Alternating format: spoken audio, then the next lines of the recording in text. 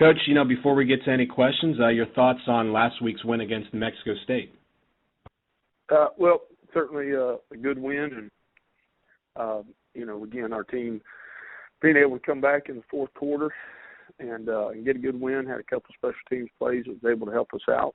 And, like anything else, it gives us a chance to try to continue on with some of our goals for the season, and very appreciative of, long flight to New Mexico and Coach Martin and his staff doing a tremendous job with their team out there, and us trying to make sure that we got out of there with a win. And we certainly made it interesting, but either way, win is a win, and glad to have one.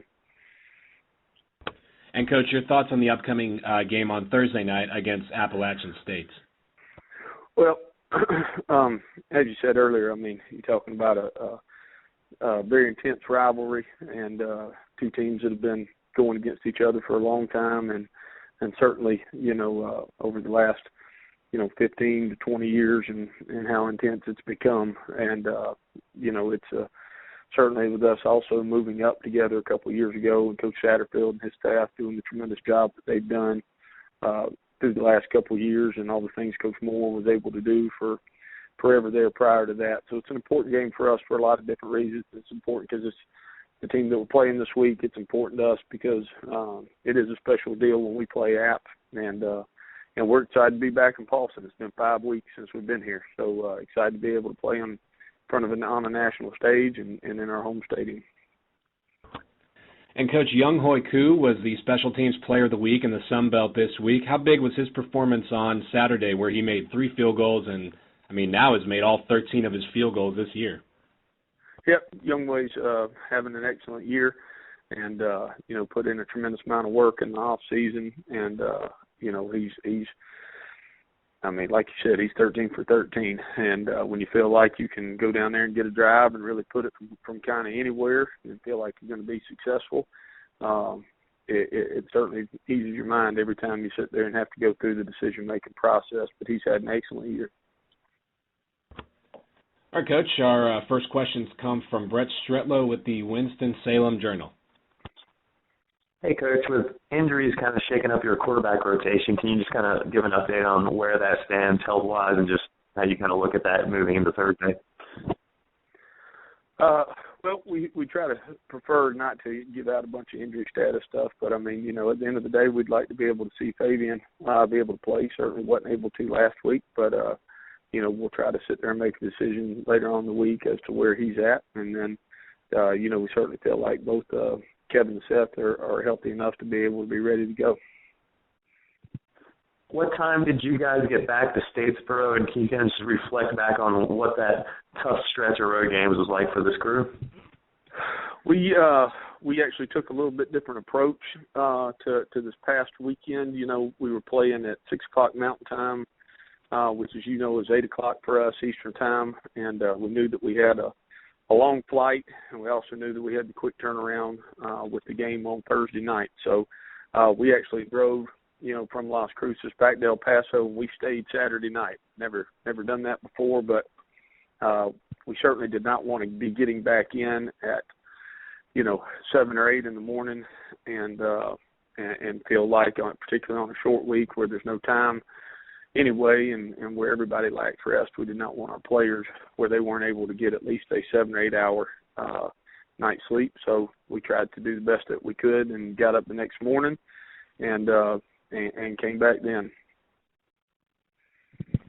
I guess just what was that stretch like to have to play 4 straight road games for this group?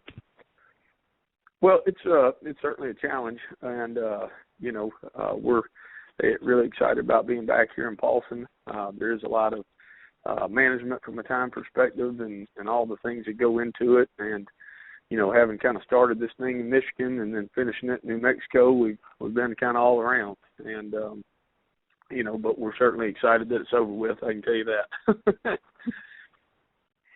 If I have time for one more, just the identity of this football team, especially offensively, just being your first year, how has that process kind of gone so far about, midway through that first year? On which side of the ball, I'm sorry? I guess just offensively primarily, but if you want to speak to both sides of it. Offensively, we've tried to, and really since day one, coming in here for my press conference on December 26th, have not by any stretch of imagination wanted to try and change any kind of culture. What we wanted to be able to do was run the ball and be able to run it with some success, certainly. And kind of as we've gone through this over the last couple of weeks, and not getting necessarily boxes that were favorable for us, and not being able to do some of the things that we'd like to be able to do in the run game, we went with the decision to try to throw the ball more and try to be able to make people honor us on some of our edges and on the perimeter with the throwing game, and it's helped us open up our run game. And so, we're still primarily what you would see with the numbers, somewhere in the 80 to 82% category going into the game the other night, and then that's kind of what we stayed. Thank you. Okay. Thank you very much, Brett. And we'll go next to Justin Baxley of the Macon Telegraph. Good morning, Coach. How you doing? Hey, Justin, doing good. First question, just if you could, App State and Georgia Southern have been playing for a long time, back to Southern Conference days and now up to here. If you could just talk a little bit about this kind of rivalry spilling over into the FBS. Well, I think it's certainly a really neat thing. Obviously, two teams that have won a lot of the national championships at the 1AA level, and then the opportunity to move into the Sun Belt really together, and both of us being in our third year, and certainly the rivalries that have been going back, in the games that have been won on both sides. And I certainly know the importance of this game to us, to our fan base, to our players, and I certainly think that it's holds true on both sides. And so we're really looking forward to the opportunity again this Thursday night, go against a really good football team, and Coach Satterfield and his staff do a tremendous job, and really continue to, and just excited about the opportunity really to be back home and be in Paulson.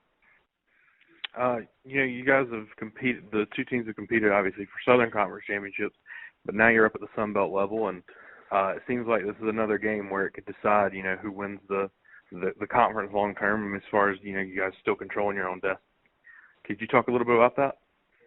Yeah, well, certainly, there are going to be games, and certainly this is as big of a rivalry game as, we feel like we have. And, but, obviously with Georgia Southern having, won the conference 2 years ago, and then App State being able to win 11 games last year, I certainly think that, the two teams that we're sitting there talking about should certainly be two of the top teams to contend for the league each year. And when we're sitting there going through it, and then that's how we kind of view it. We know how important this game is for us.